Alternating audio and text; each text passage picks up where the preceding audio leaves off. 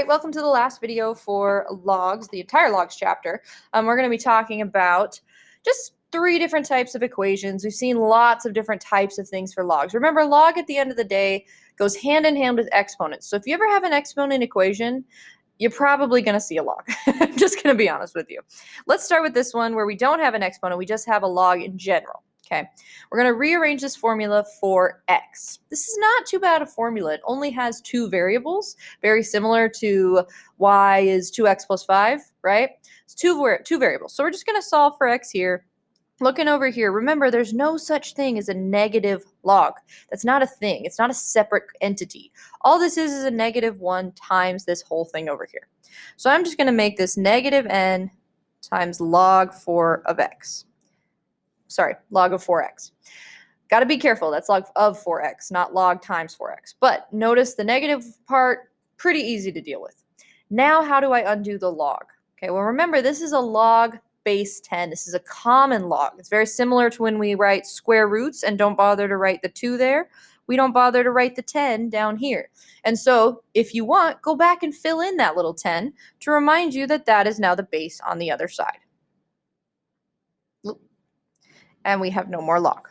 It's basically saying what power of 10 gives us x plus 4? The answer is -n. Now that's a really weird sentence, but we can rewrite it as 10 to the power of -n equals 4x. The 10 goes to the other side.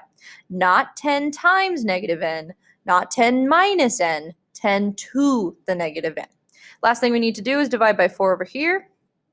We have our rearranged formula that x is equal to 10 to the -n over 4. So not too bad, not too bad. Just go watch out for that log move. This next one does not have a log in it. Maybe we won't use log. No, I'm just kidding. We're going to use log. Y equals a to the x. Solve that for x. Classic. This is probably the essence of log. Okay, this is where log came from. This is the only one before this chapter that we didn't have a way to solve for this. This is almost definition of log. We need to figure out a way to put x on the other side of the equal sign. How do we do that? We make a log statement. What power of a is equal to y? That power is x. Guess what? You're done. You did what you needed to do.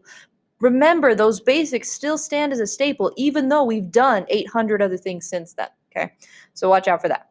Last one. A is equal to P to E to the RT for R. This is a classic banking formula. You got your principal, what you're willing to put down. E is sometimes something they use for a rate, right? Rate, you got time in there, you got the amount you're going to be paying at the end of the month. So classic banking formula. As well, it actually goes with a lot of different exponential growth formulas. Let's start with where is my variable? There is my variable. That's the one I want. Dang it, it's in the exponent, which means eventually I'm probably going to use some kind of log. But that's actually not the farthest thing I need to take care of. This pi is acting alone. It's not pert. This isn't a word. They're not all connected. This is a separate p for principal. So I can divide that guy out. A over p is equal to ert. Just kidding. It's equal to e to the rt. Now I have a problem where e is the next thing in line, right? It's the next thing attached. Sorry, the way I wrote that, it looks like it's to the t. There we go. Now I'm going to undo that. How do you undo an e? Natural log. Remember, those guys go hand in hand. Equals no more e, rt. This is now a big rt in a whole rt of itself, right? It's not a power anymore. Last thing I need to do is divide by t. And so we end up getting something that's a little weird looking, a little double fractiony, but you know what? We got what we needed. We got the rate formula. Lovely. So that's 3 different formulas you can use. Again, watching your video over and over is never a way to get your questions answered. Go talk to your teacher. Ask them, hey, problem this one. I didn't understand what she was doing in the video. Can you help me? Okay, so don't stay stuck on my videos. If you have any questions, seek out to your teacher for help. If you think you got it, then go right ahead and do the homework, and I will see you in the next chapter. See you there.